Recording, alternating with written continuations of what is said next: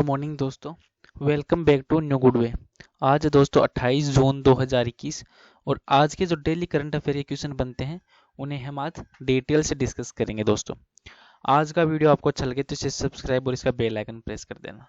तो चलिए शुरू करते हैं क्वेश्चन नंबर 1 से। क्वेश्चन नंबर 1 है दोस्तों, bill and Melinda Gates foundation है, उनके ट्रस्टी ने अपने पद से इस्तीफा दे दिया और उनका नाम क्या है? तो इनका नाम है वॉरेन बुफेट। इन्होंने अपने पद से इस्तीफा दे दिया। जो किस कंपनी में थे? तो ये bill and Melinda Gates foundation के ट्रस्टी है जिन्होंने अपने पद से इस्तीफा दिया है दोस्तों फिलहाल ही में। नेक्स्ट क्वेश्चन है क्वेश्चन नंबर 2, केंद्र सरकार ने टैक्स पेयर्स को आधार और पैन कार्ड अब लिंक करवाने के लिए अंतिम तिथि को कब तक के लिए बढ़ाया है? 30 सितंबर तक। तो अब सेंट्रल गवर्नमेंट ने जो टैक्स पेयर्स हैं उनको अपना आधार कार्ड और पैन कार्ड लिंक करवाने की जो तिथि है वह 30 सितंबर तक बढ़ा दी गई है।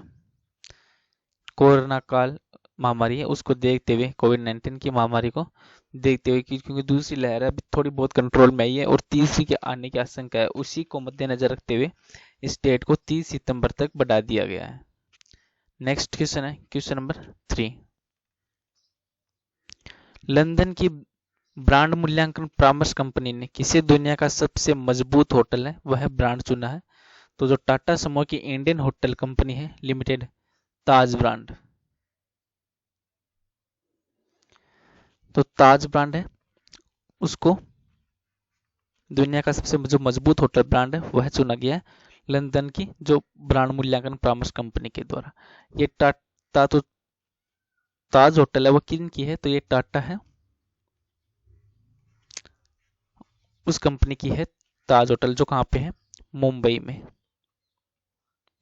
मुंबई महाराष्ट्र में है ये, जो मुंबई की सबसे प्रसिद्ध होटल में से एक है। नेक्स्ट क्वेश्चन है क्वेश्चन नंबर 4, किस देश ने भारत को कोविड-19 के खिलाफ जंग में मदद करने के लिए 93 लाख डॉलर के जो कोल्ड चेन उपकरण है और अन्य जरूरी मदद है वह देने की घोषणा की है? तो ये जापान के द्वारा। अब जापान है वह भारत को जो कोविड-19 है चल रही है महामारी उसके खिलाफ मदद करने के लिए 93 लाख डॉलर के जो कोल्ड चेन उपकरण और अन्य जरूरी मदद देने की घोषणा की है दोस्तों। और तो अभी जो जापान है इसमें जो ओलंपिक है उसके आयोजन पर भी जो कोविड-19 का है वो खतरा है, उसको देखते हुए जापानी जो सरकार है उनको आयोजन को लेकर अभी सोच विचार कर रही है। और सरकार ने इस खेल को शुरू करने के लिए जो जापान में 3.6 करोड़ बुजुर्ग हैं उनको टीकाकरण कराने का पहले उनको टीकाकरण करने का फैसला किया है, जिसमें वैक्सीनेशन की प्रक्रिया वो काफी तेजी से लाने के लिए सरकार कंटिन्यू प्रयत्न कर रही है 3.6 करोड़ बुजुर्गों के लिए। अब जापान है दोस्तों, तो जापान की राजधानी क्या है? जापान की राजधानी है टोक्यो। जापान के प्रेजेंट टाइम में प्रधानमंत्री कौन है जापान के? तो वो है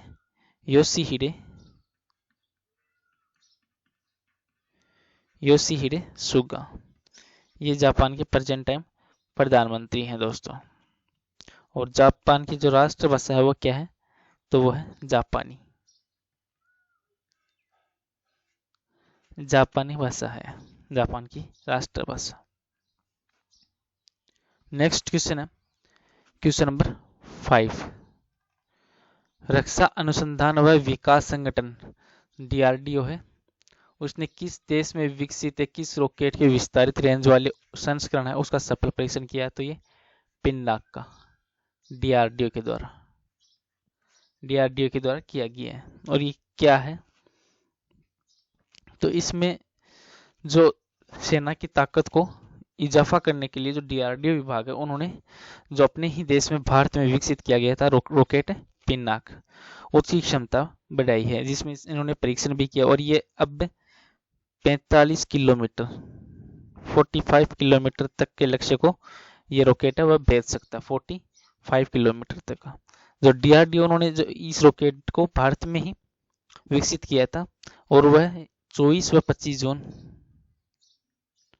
25 जोन है उसको उड़ीसा के, जो उड़ीसा है उसके चांदीपुर में स्थित है एक, वहां पर सफल परीक्षण केंद्र है, उनका एक केंद्र है चांदीपुर में। तो वहां से जो मल्टी बैरल रॉकेट लॉन्चर है उसके जरिए सफल परीक्षण किया था पिनाक का, जिसमें 45 किलोमीटर तक का ये अपने लक्ष्य को भेज सकता है। अब डीआरडीओ है दोस्तों, तो डीआरडीओ के बारे में पढ़ लेते हैं।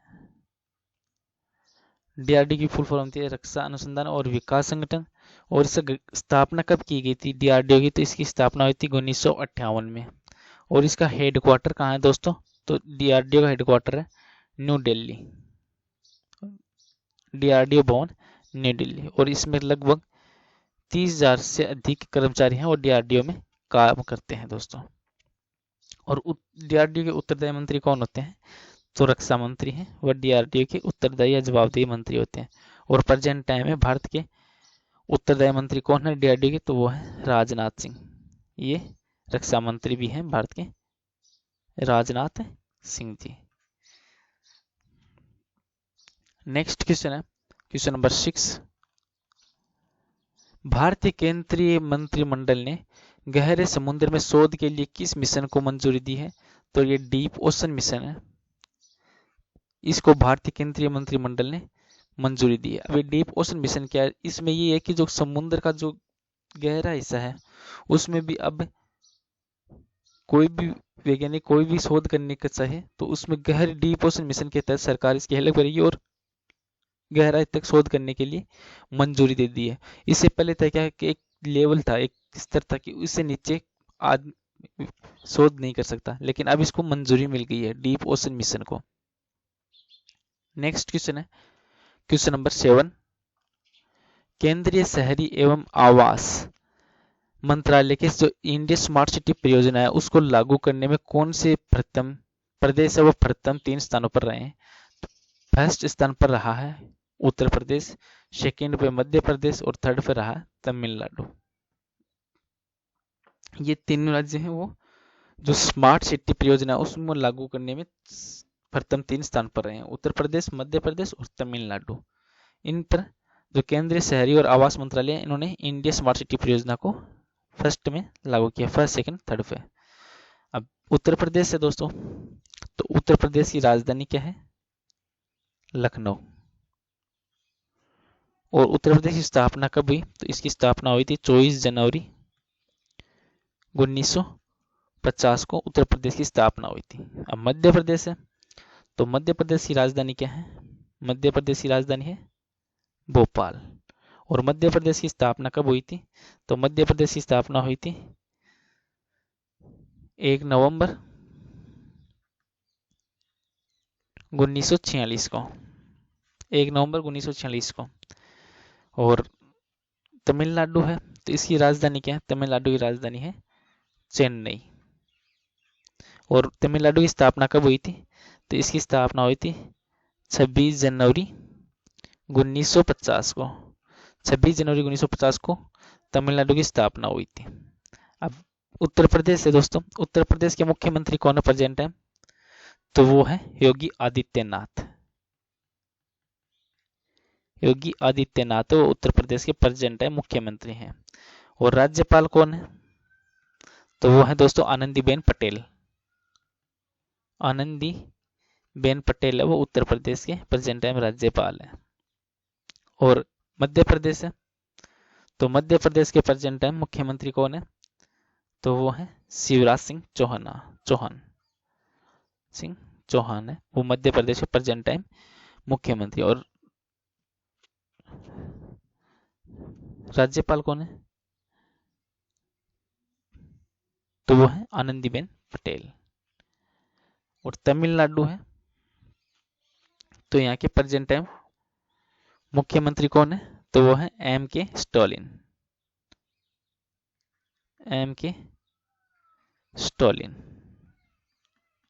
ये तमिलनाडु के प्रेजेंट टाइम मुख्यमंत्री हैं।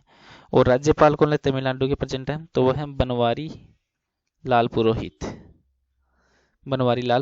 है वो तमिलनाडु के प्रेजेंट टाइम राज्यपाल है दोस्तों। नेक्स्ट क्वेश्चन है क्वेश्चन नंबर 8, दिग्गज कंपनी माइक्रोसॉफ्ट ने 6 साल के बाद अपने जो कंप्यूटर ऑपरेटिंग सिस्टम उसकी अगली पीढ़ी का संस्करण लॉन्च किया है, और उसका नाम क्या है? तो ये विंडोज 11। विंडोज 11 अब माइक्रोसॉफ्ट कंपनी है, इन्होंने 6 साल बाद में विंडोज 11 को लॉन्च किया है। इससे पहले 2015 में किया था माइक्रोसॉफ्ट ने। 2015 में कौन सा किया था? तो वो था विंडोज 10। और अब जो विंडो 11 किया है, इसमें डिजाइन और इंटरफेस और स्टार्ट मेन्यू है, इनको लेकर काफी बदलाव किया है माइक्रोसॉफ्ट कंपनी ने। जिसमें विंडोज 11 है, उसमें जो वेलकम स्क्रीन है उसके साथ ही हाई कोर्ट है ना, को उसमें हटा दिया गया, और जो लाइव टाइटल है वो भी आपको नई विंडोज में आपको इसमें देखने को मिलेगा। और जो विंडोज ऑपरेटिंग सिस्टम का पहला संस्करण था वह कब लॉन्च किया था माइक्रोसॉफ्ट ने? तो वो लॉन्च किया था 1985 में, पहला संस्करण था वो लॉन्च किया गया था। नेक्स्ट क्वेश्चन है क्वेश्चन नंबर 9। किस देश ने टीवी व ऑनलाइन जो प्लेटफॉर्म है उस पर दिन में के समय में जंक फूड है, दिन के समय में जंक फूड के विज्ञापन है उन पर रोक लगा दी है? तो ये ब्रिटेन देश में। इनमें क्या है, जो टीवी और ऑनलाइन जो प्लेटफॉर्म है उन पर दिन के समय में आप जंक फूड के विज्ञापन है वो नहीं दिखा सकते। अब ब्रिटेन की जो प्रेजेंट टाइम में सरकार है बोरिस जॉनसन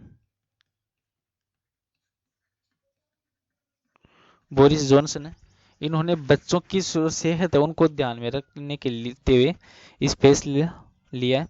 और इस फैसले में जो सुबह 5:30 से रात को 9 बजे तक आप टीवी पर जंक फूड के विज्ञापन है वो नहीं दिखा सकते, क्योंकि जो बच्चे हैं वो दिन के समय में भोजन वगैरह करते हैं और ये हानिकारक भोजन से कम इनका सामना हो, इस नियम का यही मकसद है, जिसको देखते हुए बोरिस जॉनसन ने इस फैसले को लागू किया है। नेक्स्ट और लास्ट क्वेश्चन है क्वेश्चन नंबर 10। 28 जून को जन्मे व्यक्तियों के नाम। जो प्रसिद्ध और प्रतिष्ठित व्यक्ति हैं 28 जून को जिनका जन्म हुआ था सन 1995 में, जो मरियप्पन थंगावेलु है इनका जन्म हुआ था। और ये किस पेशे से थे? तो ये भारतीय ऊंची कूद के खिलाड़ी थे मरियप्पन थंगावेलु। और 1883 में जो शिव प्रसाद गुप्त है इनका जन्म हुआ 28 जून 1883 को। ये कौन थे? तो ये हिंदी जो समाचार पत्र है दैनिक आज के संस्थापक और प्रसिद्ध एक क्रांतिकारी थे, जिनका जन्म 28 जून 1883 को हुआ था। नेक्स्ट है 1921 नरसिंह राव पीवी। ये महान व्यक्ति थे, भारतीय पूर्व प्रधानमंत्री, जिनका जन्म हुआ था 28 जून 1921 को नरसिंह राव पीवी का जन्म हुआ। नेक्स्ट है 1976 28 जून 1976 को जो जसपाल राणा है इनका जन्म हुआ, और ये भारत के एक प्रसिद्ध निशानेबाज थे जसपाल राणा। इनका जन्म भी 28 जून 1976 को हुआ। चलो दोस्तों, आज का वीडियो आपको अच्छा लगे तो इसे सब्सक्राइब और इसका बेल आइकन प्रेस कर देना। Thank you all of you.